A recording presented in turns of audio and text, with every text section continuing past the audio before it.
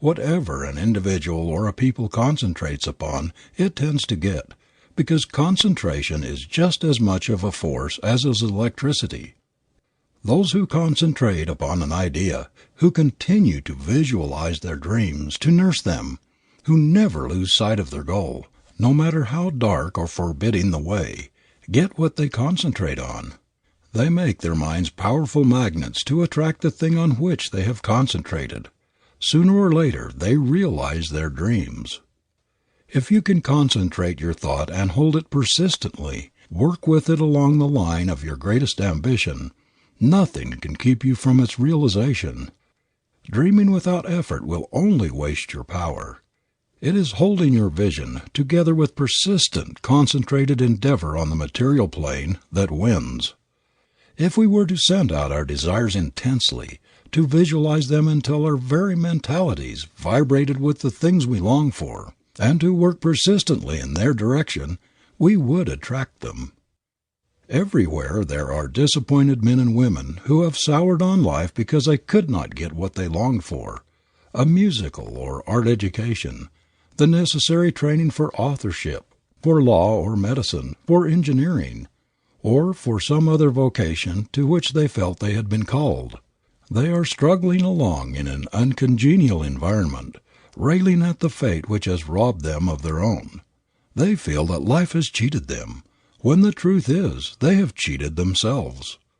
They did not insistently and persistently send out their desires and longings. They did not nurse them and positively refuse to give them up. Above all, they did not put forth their best efforts for their realization. 3 things we must do to make our dreams come true. Visualize our desire. Concentrate on our vision. Work to bring it into the actual. The implements necessary for this are inside of us, not outside. No matter what the accidents of birth or fortune, there is only one force by which we can fashion our life material: mind. Of 2 boys or 2 girls in the same wretched environment, one picks up an education, trains him or herself for place and power, while the other grows up a nobody.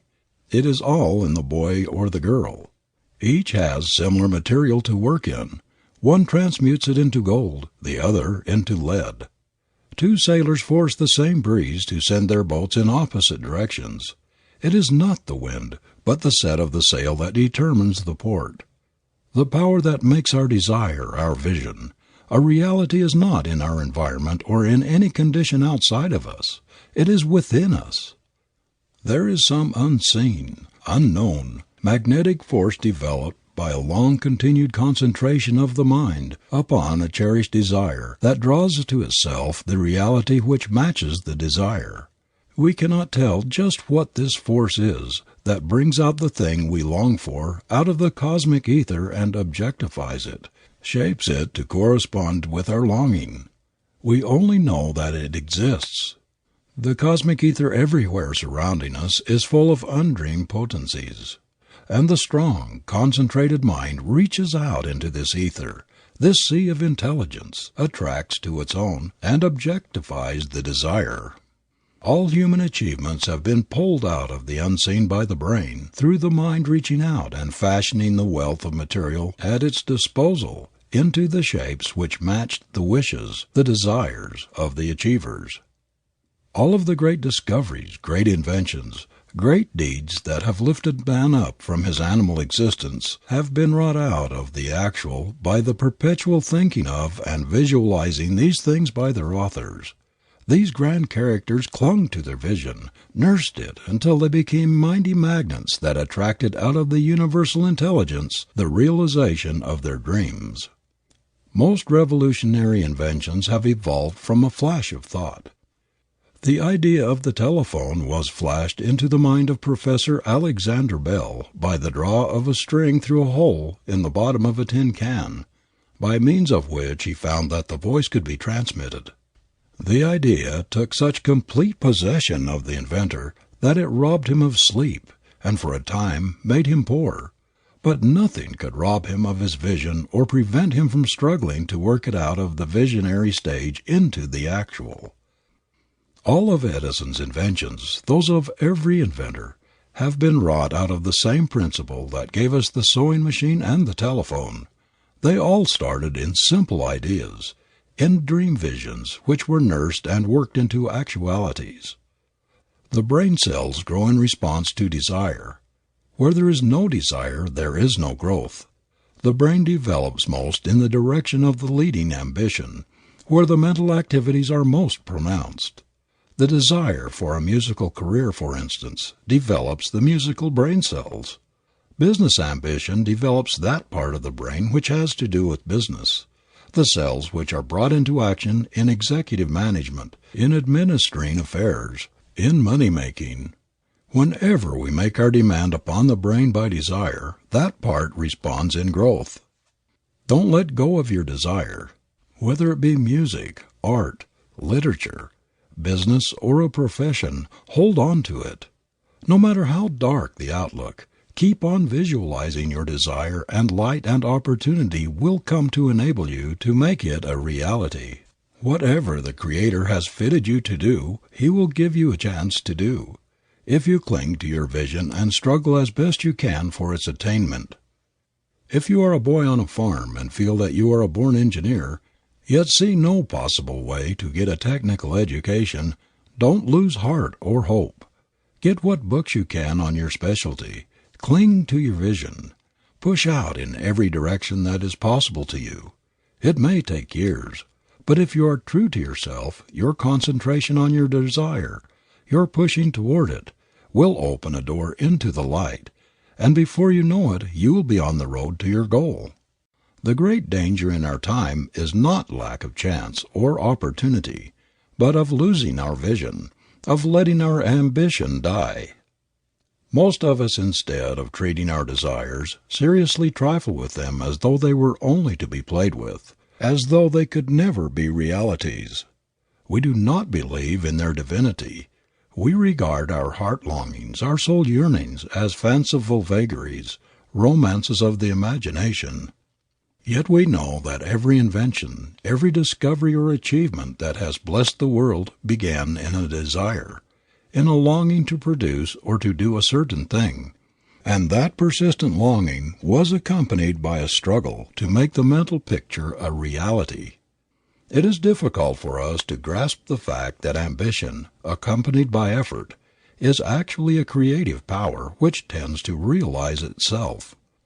Only the things that we see seem real to us, when, as a matter of fact, the most real things in the world are the unseen. We never doubt the existence of the force that brings the bud out of the seed, the foliage and the flower out of the bud, the fruits, the vegetables from the flower. It is invisible. We cannot sense it, but we know that it is mightier than anything we see. No one can see or hear or feel gravitation, or the forces which balance the earth and whirl it with lightning speed through space. Yet who can doubt their reality? Does anyone question the mighty power of electricity because it cannot be seen or heard or smelled? The potency of our desires, of our soul longings, when backed by the effort to make them realities, is just as real as is that of any of the unseen forces in nature's great laboratory. The great cosmic ether is packed with invisible potentialities. Whatever comes out of it to you comes in response to your call. Everything you have accomplished in life has been a result of a psychic law, which consciously or unconsciously you have obeyed. Do not make the mistake of thinking that the way will not be open because you cannot now see any possible means of achieving that for which you long. The very intensity of your longing for a certain career, to do a certain thing, is the best evidence that you have the ability to match it, and that this ability was given you for a purpose, even to play a divine, a magnificent part in the great universal plan. The longing is merely the forerunner of achievement. It is the seed that will germinate if nurtured by effort. If, however, you stop at sowing the seed, you will get just about as much harvest as a farmer would get if he should sow his seeds without preparing the soil, without fertilizing or cultivating it or keeping down the weeds. It is the blending of the practical with the ideal that brings the harvest from the seed thought. You must keep on struggling toward your ideal, no matter how black and forbidding the way ahead of you. Just imagine you are carrying a lantern which will advance with you and give you light enough for the next step. It is not necessary to see the end of the road. All the light you need is for the next step.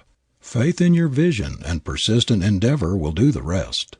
There is no doubt that if we do our part, the divinity that has created us, given us an appointed place and a work in the plan of the universe, will bring things out better than we can plan or even imagine. Send out your wishes, cherish your desires, force out your yearnings, your heart longings with all the intensity and persistency you can muster, and you will be surprised to see how soon they will begin to attract their affinities, how they will grow and take tangible shape, and ultimately become actual things. Fling out your desires into the cosmic ether boldly, with the utmost confidence. Therein you will gather the material which shall build into reality the castle of your dreams. The trouble with us is that we are afraid to do this. We fear that fate will mock us, cast back to us our mental visions empty of fruition. We do not understand the laws governing our thought forces any more than we understand the laws governing the universe. If we had faith in their power, our earnest thoughts and efforts would germinate and bud and flower just as does the tiny seed we put into the earth. You may be hemmed in by seemingly unsurmountable obstacles. You may not see a ray of light through the sod of hard, forbidding circumstances, but hold your vision and keep pushing. In your struggle you will develop strength. You will find sunshine and air, growth and life. You may be shut in by an uncongenial occupation and tempted to lose heart and give up your dreams because you can see no other way to better yourself.